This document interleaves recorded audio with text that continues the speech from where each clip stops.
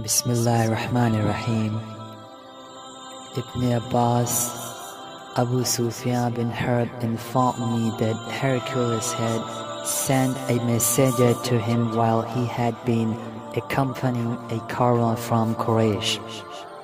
They were merchants doing business in Sham, Syria, Palestine, Lebanon, and Jordan at the time when Allah's messenger had truce with Abu Sufyan and Quraysh infidels.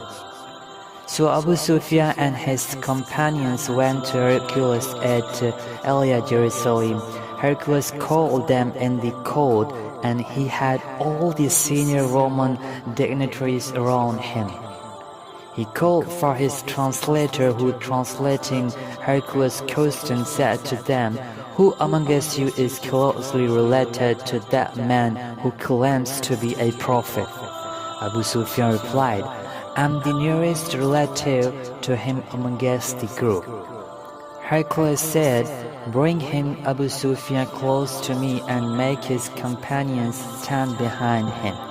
Abu Sufyan added, "Hercules told his translator to tell my companions that he wanted to put some questions to me regarding that man, the prophet, and that if I told a lie, then my companions should contradict me." Abu Sufyan added, "By Allah, had I not been afraid of my companions labeling me a liar, I would not have spoken the truth about the Prophet sallallahu alaihi wasallam." The first question he asked me about him was, "What is his family status amongst you?" I replied, "He belongs to a noble family amongst us." Hercules further asked, "Has anybody else amongst you ever claimed the same, to be a prophet, before him claimed?" I replied, "No." He asked, "Was anybody amongst his ancestor a king?" I replied, "No." Hercules asked, "Do the nobles or the poor follow him?" I replied, "It is the poor who follow him." He said, "Are his followers increasing or decreasing day by day?" I replied, "They are increasing." He then asked, "Does anybody amongst those who embrace his religion become displeased and renounce the religion afterwards?" I replied, "No." Hercules said, "Have you ever accused him of telling lies before his claim to be a prophet?" I replied, "No." Hercules said, "Does he ever betray or prove treacherous to his covenants?" I replied, "No. We are at truce with him, but we do not know what he will do in it." I could not find opportunity to say anything against him except that word.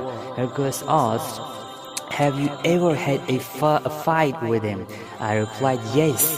Then he said, "What was the outcome of your battles with him?" I replied, "The fighting between us and him was undecided, and victory was shared between us and him by turns." Hercules said, "What does he order you to do?" I said, "He tells us to worship Allah alone and not to worship anything alone with him, and to renounce all that our ancestors had said. He orders us to pray, to speak the truth, to be chaste, and to keep good relations with our kith and kin." Hercules asked the translator to convey to me the following: "I asked you about his family, and your reply was that he belongs to a noble family amongst you. In fact, all the messengers come from noble families amongst their respective peoples. I questioned you whether anybody else amongst you claimed such a thing. Your reply was in the negative. If the answer had been in the affirmative, I would have thought that this man was following the previous man's statement.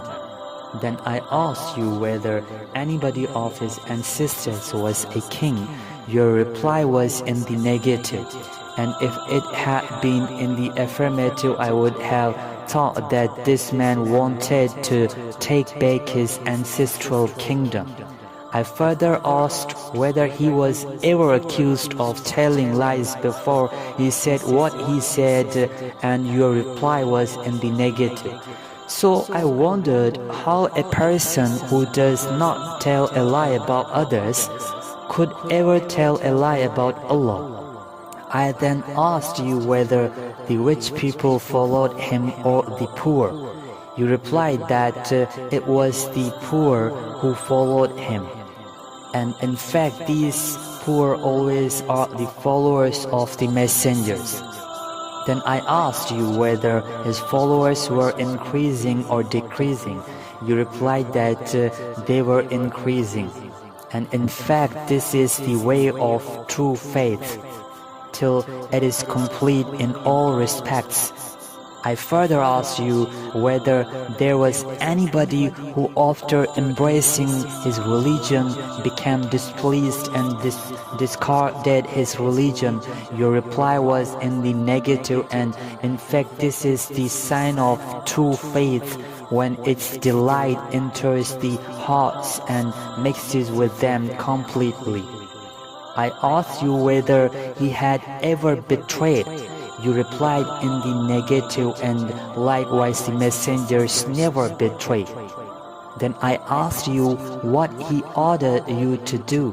You replied that he ordered you to worship Allah and Allah alone, and not to worship anything alone with him, and forbade you to worship idols, and orders you to pray, to speak the truth, and to be chaste. If what you have said is true, he will very soon occupy this place which is underneath my feet now, and I knew it from the scriptures that he was going to appear, but I did not know that he would be from you. And if I am sure to reach him, I would go immediately to meet him, and if I were with him, I would certainly wash his feet. Hercules then asked for the letters addressed by Allah's Messenger, which was delivered by Diyah to the governor of Busra, who forwarded it to Hercules to read. The contents of the letter were as follows: In the name of Allah, the most gracious, the most merciful. This letter is from Muhammad, the slave of Allah and his messenger, to Hercules, the ruler of Byzantine, peace be upon him, who follows the right path.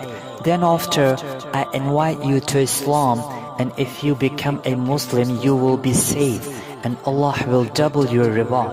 And if you reject this invitation of Islam, you will be committing a sin by misguiding your eyes in presence. And I recite to you Allah's statement: all people of the scripture, Jews and Christians, come to a word that is just between us and you, that we worship none but Allah Ta'ala, and that we associate no partners with Him, and that none of us shall take others as lords besides Allah. Then if they turn away, say, bear witness that we are Muslims. Abu Sufyan then added, when Hercules had finished his speech and had read the letter, there was a great hue and cry in the royal court. So we were thrown out of the court. I told my companions that the question of Ibn Abi Kabsha, Prophet Muhammad sallallahu alaihi wasallam, has become so prominent that even the king of Bani al-Asfar, Byzantines, is afraid of him. Thenceforth I became sure that he, the Prophet, would be the conqueror in the near future, till I embraced Islam. Allah Jalla Jalaluhu guided me to it. Then sub-narrator as Ibn al-Narrator was the governor of Elia, Jerusalem, and Hercules was the head of the Christians of Sham. Ibn al-Narrator narrates that once while Hercules was visiting Elia, Jerusalem, he got up in the morning with a sad mood. Some of his priests asked him why he was in that mood. Hercules was a foreteller and an astrologer. He replied, "At night when I looked at the stars, I saw that the leader of those who practiced circumcision had appeared, become the conqueror, and asked, 'Who are they who practice circumcision?' The people replied, 'Except the Jews, nobody practices circumcision, so you should not be afraid of them, Jews. Just issue orders to kill every Jew present in the country.' While they were discussing it, a messenger sent by the king of Jashan to convey the news of Allah's messenger to Hercules was brought in.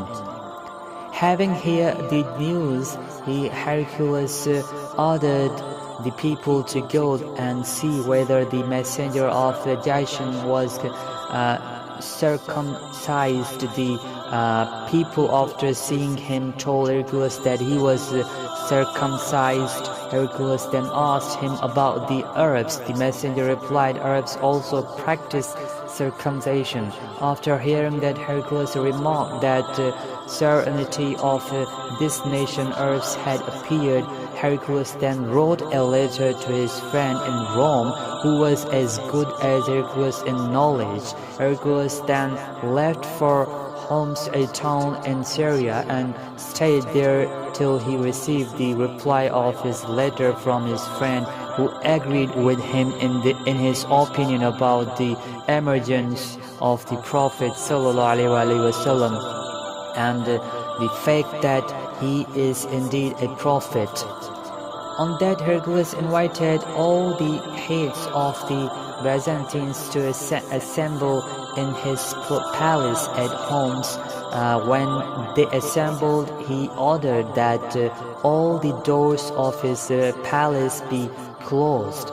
Then he came out and said, "O Byzantines, if success is your desire, and if you seek right guidance and want your empire to remain, then give the abilities to this prophet, embrace Islam."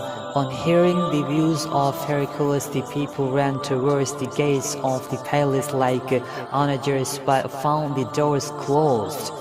Hercules released their hatred towards Islam, and when he lost the hope of their embracing Islam, he ordered, "Bring them back to me."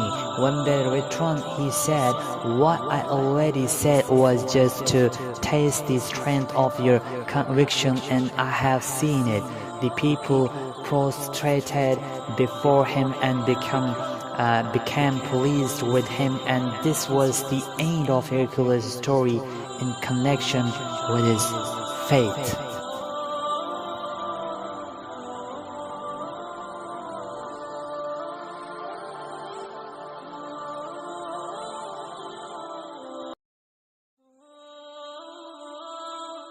Abdullah बिन अब्बास से अबू सुफियान बिन हरब ने ये वाक़या बयान किया कि हरकुल ने उनके पास कुरैश के काफ़िले में एक आदमी बुलाने को भेजा, और उस वक्त ये लोग तिजारत के लिए मुल्क शाम गए हुए थे, और ये वो ज़माना था जब रसूलुल्लाह सल्लल्लाहु अलैहि वसल्लम ने कुरैश और अबू सुफियान से एक वक्ती अहद किया हुआ था। जब अबू सुफियान और दूसरे लोग हरकुल के पास इलिया पहुँचे, जहाँ हरकुल ने दरबार तलब किया था, उसके गिर्द रूम के बड़े बड़े लोग बैठे थे।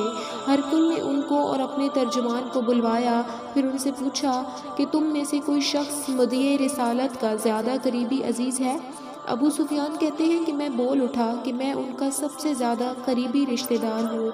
ये सुनकर हरकुल ने हुक्म दिया कि उसको मेरे करीब लाकर बिठाओ और उसके साथियों को उसकी पीठ के पीछे बिठा दो। फिर अपने तर्जुमान से कहा कि इन लोगों से कह दो कि मैं अबू सुफियान से इस शख्स के हालात पूछता हूँ। अगर ये मुझसे किसी बात में झूठ बोल दे तो तुम उसका झूठ ज़ाहिर कर देना। अल्लाह की कसम, अगर मुझे ये गैरत ना आती कि ये लोग मुझको झुठलाएंगे तो मैं आप सल्लल्लाहु अलैहि वसल्लम की निस्बत ज़रूर गलत गोई से काम लेता। खैर, पहली बात जो हरकुल ने मुझसे पूछी वो ये कि इस शख्स का ख़ानदान तुम लोगों में कैसा है। میں نے کہا وہ تو بڑے اونچے عالی نسب والے ہیں۔ کہنے لگا اس سے پہلے بھی کسی نے تم لوگوں میں ایسی بات کہی تھی؟ میں نے کہا نہیں۔ کہنے لگا اچھا اس کے بڑوں میں کوئی بادشاہ ہوا ہے؟ میں نے کہا نہیں۔ پھر اس نے کہا بڑے لوگوں نے اس کی پیروی اختیار کی ہے یا کمزوروں نے؟ میں نے کہا نہیں، کمزوروں نے۔ پھر کہنے لگا اس کے تابعدار روز بڑھتے جاتے ہیں یا کوئی ساتھی پھر بھی جاتا ہے؟ میں نے کہا نہیں۔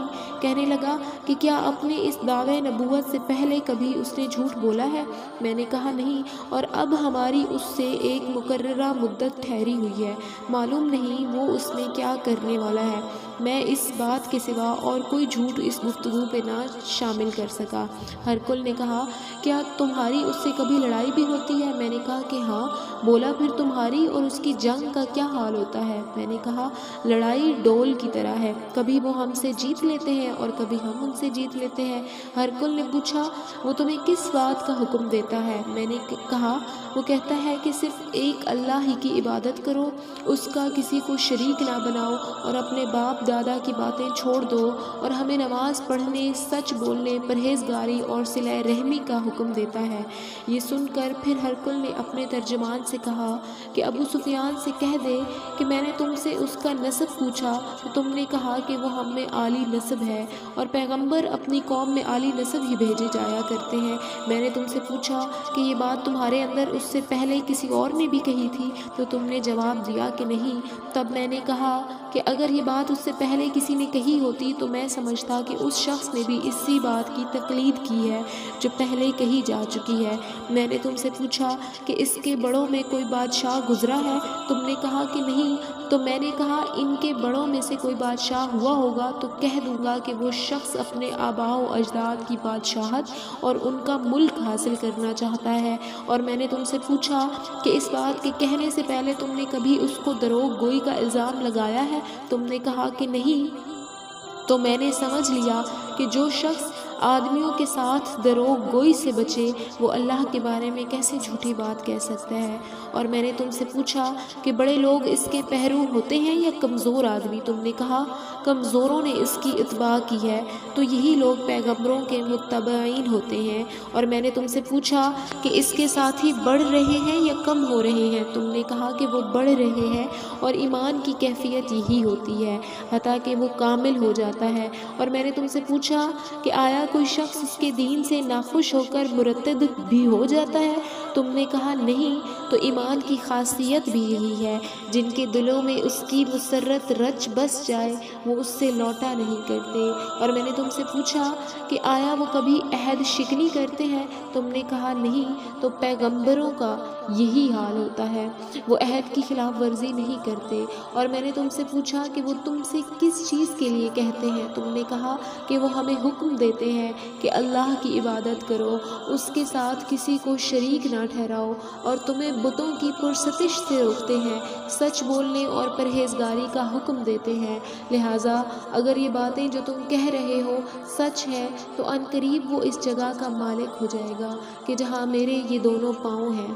مجھے معلوم تھا کہ وہ پیغمبر آنے والا ہے، مگر مجھے یہ معلوم نہ تھا کہ وہ تمہارے اندر ہوگا۔ اگر میں جانتا کہ اس تک پہنچ سکوں گا تو اس سے ملنے کے لیے ہر تکلیف گوارا کرتا، اگر میں اس کے پاس ہوتا تو اس کے پاؤں دھوتا۔ ہرکل نے رسول اللہ صلی اللہ علیہ وآلہ وسلم سے وہ خط منگوایا جو آپ نے وحی قلبی کے ذریعے حاکم بصرہ کے پاس بھیجا تھا، اور اس نے وہ ہرکل کے پاس بھیج دیا تھا۔ پھر اس کو پڑھا تو اس میں لکھا تھا اللہ کے نام کے ساتھ جو نہایت مہربان اور رحم والا ہے۔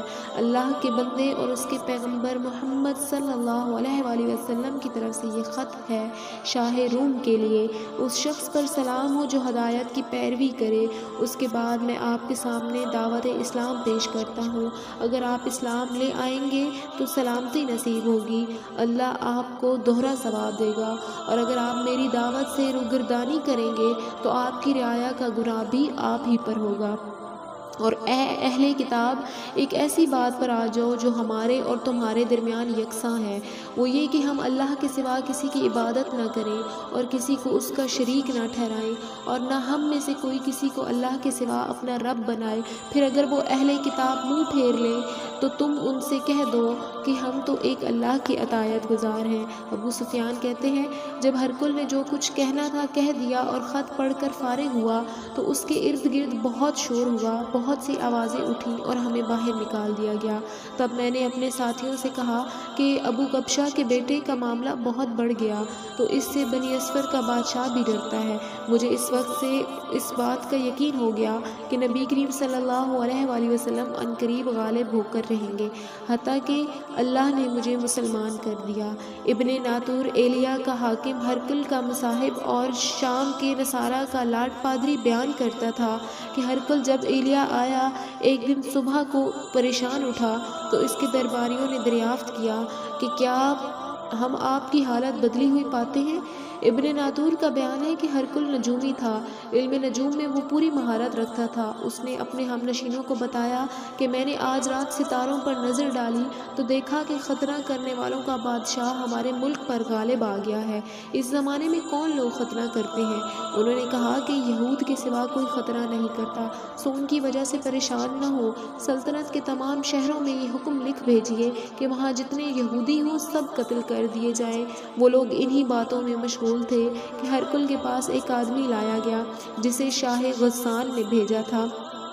اس نے رسول اللہ صلی اللہ علیہ وآلہ وسلم کے حالات بیان کیے۔ جب ہرقل نے سن لیے تو کہا کہ جا کر دیکھو وہ ختنہ کیے ہوئے ہیں یا نہیں۔ انہوں نے اسے دیکھا تو بتلایا کہ وہ ختنہ کیا ہوا ہے۔ ہرقل نے جب اس شخص سے عرب کے بارے میں پوچھا تو اس نے بتایا کہ وہ ختنہ کرتے ہیں۔ تب ہرقل نے کہا کہ یہ اس امت کے بادشاہ ہیں جو پیدا ہو چکے ہیں۔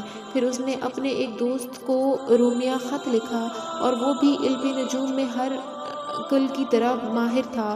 پھر وہاں سے ہرقل حمص چلا گیا۔ ابھی حمص سے نکلا ہی نہیں تھا کہ اس کے دوست کا خط اس کے جواب میں آ گیا۔ اس کی رائے بھی نبی کریم صلی اللہ علیہ وآلہ وسلم کے ظہور کے بارے میں ہرقل کے موافق تھی کہ محمد صلی اللہ علیہ وآلہ وسلم واقعی پیغمبر ہے۔ اس کے بعد ہرقل نے روم کے بڑے آدمیوں کو اپنے حمص کے محل میں طلب کیا اور اس حکم سے محل کے دروازے بند کر لیے گئے۔ پھر وہ باہر آیا اور کہا اے روم والو، کیا ہدایت اور کامیابی میں کچھ حصہ تمہارے لیے بھی ہے؟ اگر تم اپنی سلطنت کی بقا چاہتے ہو تو پھر اس نبی کی بیعت کر لو اور مسلمان ہو جاؤ۔ پھر وہ لوگ وحشی گدھوں کی طرح دروازوں کی طرف دوڑے مگر انہیں بند پایا۔